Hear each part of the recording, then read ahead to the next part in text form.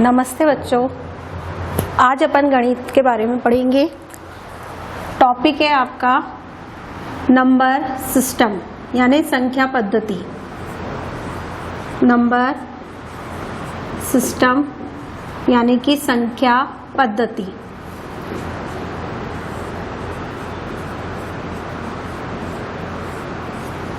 इसमें हम पढ़ेंगे प्राकृत संख्या क्या होती है, पूर्ण संख्या क्या होती है, पूर्णांक क्या होते हैं। सबसे पहले हम पढ़ेंगे प्राकृत संख्या के बारे में। प्राकृत संख्या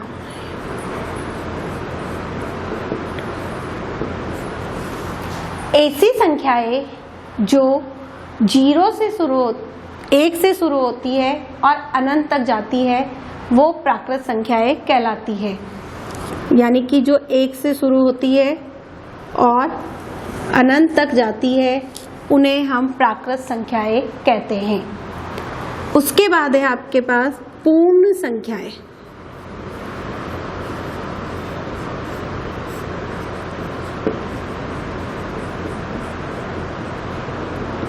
पूर्ण संख्याओं और प्राकृत संख्याओं में एक अंतर होता है केवल। पूर्ण संख्याएं 0 से शुरू होती है और प्राकृत संख्याएं 1 से शुरू होती है। तो पूर्ण संख्याएं 0, 1, 2, 3 अनंत तक जाती है। तो प्राकृत संख्याएं सबसे छोटी प्राकृत संख्या 1 होती है और सबसे छोटी पूर्ण संख्या 0 होती है।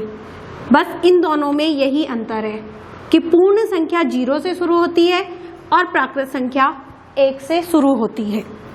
उसके बाद आता है आपका पूर्णांक।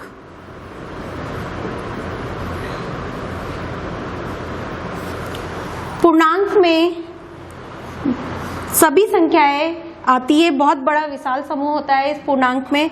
इसमें पूर्ण संख्याओं के साथ साथ उसके ऋणात्मक भी आते हैं।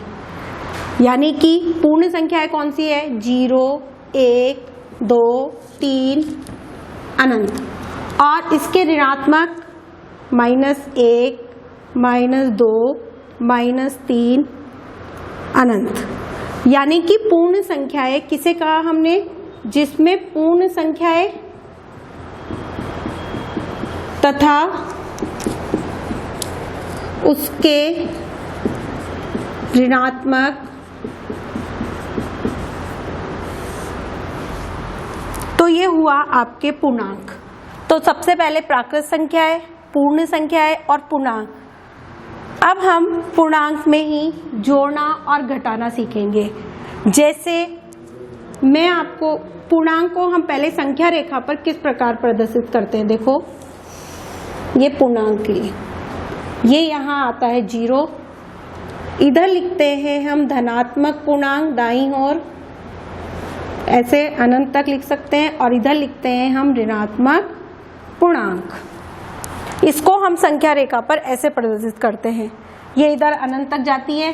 अब इनमें आपको ये बताएंगे कि 0 हमेशा ऋणात्मक संख्याओं से तो बड़ा होता है और धनात्मक संख्याओं से हमेशा छोटा होता है। यानी कि -1, इसमें 0 माइनस वाली संख्या से तो बड़ा है, लेकिन प्लस वाली संख्या से क्या है? छोटा है। यानी कि 1 बड़ा है 0 से, लेकिन इसमें -1 बड़ा छोटा है 0 से। ये हुआ।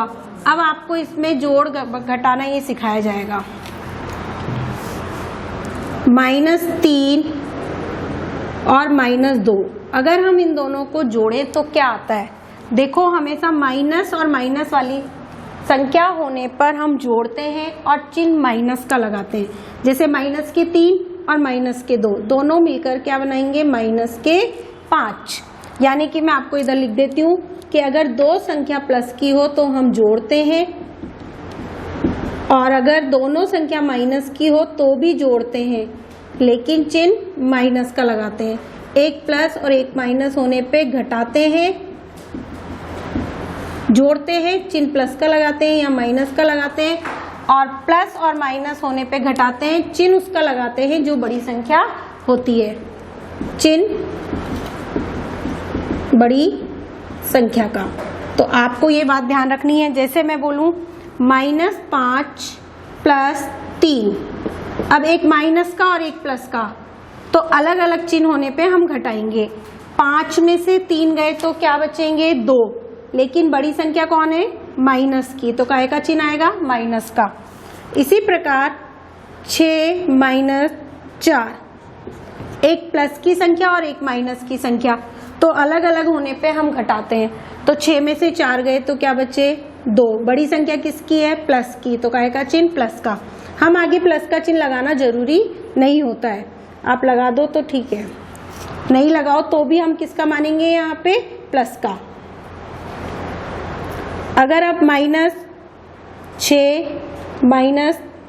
+3, माइनस प्लस होने पे, माइनस प्लस या प्लस माइनस होने पे क्या करते हैं घटाते हैं, तो 6 में से 3 गए तो 3, बड़ी संख्या किसकी है माइनस की, तो माइनस का चिन्ह। अब